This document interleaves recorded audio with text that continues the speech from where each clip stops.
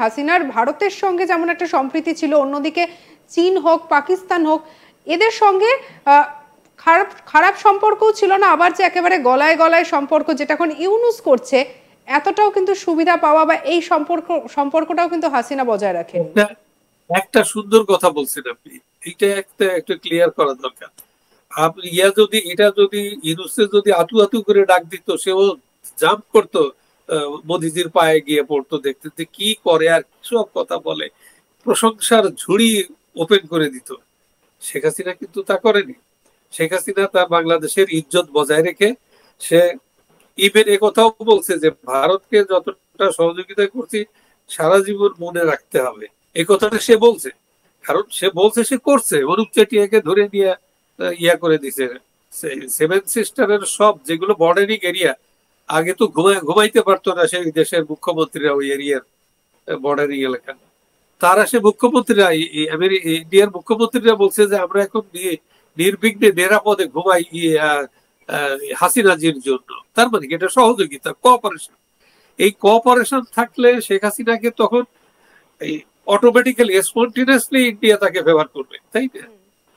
শেখ হাসিনা তো ইন্ডিয়াকে বন্ধু মানে এনিমি মনে করে না। সে বন্ধুর সাথে বিভিন্ন সময় বিভিন্ন কথা হইতে পারে যে না এইভাবে না। যদিও আমি একবার প্রতিবাদ করছি যে শেখ হাসিনাকে দুবার, প্রথমবার কিন্তু মোদীজি নিজে এয়ারপোর্টে চলে আসছে, তারপরে শেখ হাসিনাকে এক প্রতিমন্ত্রী এক ভদ্র মহিলা রিসিভ করছে দুবার। তো আমি বললাম যে শেখ হাসিনা তো আমি ইন্ডিয়ান ডিপ্লোম্যাটদেরকে বলছি যে আমাদের সাথে বাংলাদেশের সাথে ইন্ডিয়ার সম্পর্ক হচ্ছে একটা উচ্চ পর্যায়ে, এক্সট্রা অর্ডিনারি, এটা কিন্তু অন্য দেশের মতো না। তো আমার দেশের প্রধানমন্ত্রী কেন এক্সট্রা অর্ডিনারি সার্ভিস পাবে না? ওখানে যে নিয়ম আছে ইন্ডিয়ার যে একমাত্র আমেরিকা এবং ব্রিটেনের, সেই সম্পর্ক হাসিনা এবং মোদি বর্তমানেও বজায় রেখে চলেছেন। না, এটা সবসময় আছে। এবং শেখ হাসিনার জন্য ভারত যা করছে তাকে তো তার তো লাইফ থ্রেট ছিল। তাকে ভারত যেভাবে, এটা শেখ হাসিনা নিজেও হয়তো বুঝতে পারছে কিনা আমি জানি না। তো তারপরেও এখানে তো অনেক কিছু বোঝা যায় না। উনি ওনার চারপাশে তো কেউ কোনো ইনফরমেশন ওনাকে দেয়নি।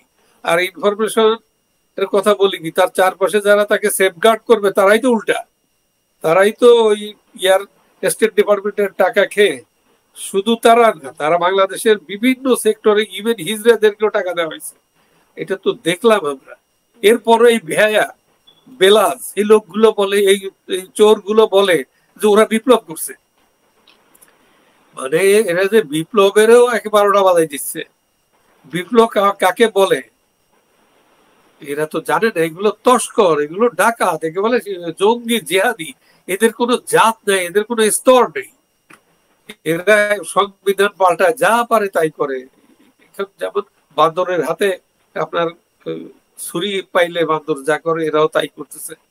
তো যাই হোক, আমার মনে হয় যে ওরা যা করছে, ওরা যদি সত্যিকারে গণতন্ত্র প্রতিষ্ঠা করত, একটা সুষ্ঠু নির্বাচনের নিশ্চয়তা দিতে পারতো, ইউনূস তার ভিতরে, মাথার ভিতরে অন্য কিছু কুবুদ্ধি মাথায় না রেখে, সাধারণ সকল পার্টির, রাজনৈতিক পার্টির সবাই বুঝে যে ইউনূস একটা ফাজলামি করতেছে। সে তার এই অবৈধ ক্ষমতা ইলংগেটেড করার জন্য সে যত প্রকার ছলচাতুরি আছে এগুলোই করতেছে। এটা একেবারে সবাই, বিএনপি বোঝে, শুধু জামাতও বোঝে, কিন্তু জামাতের সুবিধা আছে, জামাত অলরেডি কিছু জায়গা দখল করে ফেলছে এবং সে এই করে করে আর্মি, পুলিশ এবং বিভিন্ন জায়গায়, শিক্ষা প্রতিষ্ঠান এবং গভর্নমেন্টে তো একজন স্বরাষ্ট্র সচিব যে আছে, সে তো হিজবুত তাহির তো সে বানাইছে, কোথায় সে ছিল, তো তাকে এখানে জয়েন করাইছে। এটা এখন এই দেশটাই এখন এরা যা করছে, পুরো বাংলাদেশটা যদি রিয়েল অর্থে অর অন টেররের এই ভিতরে অ্যাক্টিভিটিজ এর ভিতর পড়ে যায়, তাহলে এটা তো সহজে ফিরে আনা। বাংলাদেশের স্বাস্থ্যের অবস্থা কি, সেখানকার চিকিৎসা ব্যবস্থার অবস্থা কি, সেটা তো আমরা কিছুদিন আগে ইউনূসের কথাতেই বুঝতে পেরেছি। এবার যদি চলে আসি শিক্ষার কথাতে, হ্যাঁ, আমি ভয়ে পালাইছি। আর এর আগে সেটা হলো যে আমার ডাক্তাররা বললো যে আপনার অপারেশন ছাড়া কোনো পথ নেই। তো আমি দেখলাম যে এখানে অপারেশন মানেই ৫ লাখ টাকা খরচ।